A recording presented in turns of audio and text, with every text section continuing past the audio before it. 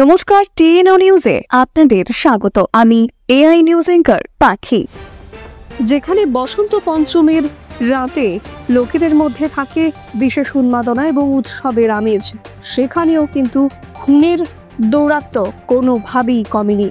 এমন একটি ঘটনার শিকার কিন্তু আবারও হয়েছে বিশালগড়, এবং বিশালগড়ে খুনের মামলার মূল অভিযুক্তকে আটক করতেও সক্ষম হয় প্রশাসন। তবে কি বলছেন সেখানকার ডাক্তার, চলুন আমরা নিজেরাই শুনে নিই। ফায়ার সার্ভিস নিয়ে এসেছে 4 জন পেশেন্ট। এদের নাম হলো শিমু দাস, জয় দাস, ঈশান দাস, বিপ্লব দাস বিপ্লব দাস ব্রড ডেড কন্ডিশনে এসছে।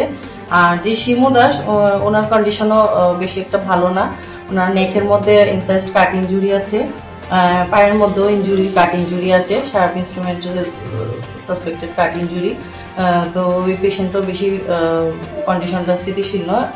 আর যে বাকি 2 জন আছে ওদেরও অনেক ইনজুরিজ পাওয়া গেছে শরীরে, কাট ইনজুরি অনেক জায়গাতেই আছে, চেস্টে লেগে অনেক জায়গাতেই কাট ইনজুরি পাওয়া গেছে। তো এদের 3 জনকেই ইনিশিয়াল ড্রেসিং এন্ড ম্যানেজমেন্ট করার পর এজিএমসিতে ট্রমা সেন্টারে রেফার করা হয়। কোন জায়গা থেকে আনা হয়েছে? এদেরকে আনা হয়েছে উত্তম ভক্ত চৌমনি সাইটে। কি হয়েছিল ঘটনাটা? কি হয়েছিল মনে হয় অ্যালিস্ট ফিজিক্যাল অ্যাসল্ট টাইপের কিছু হবে।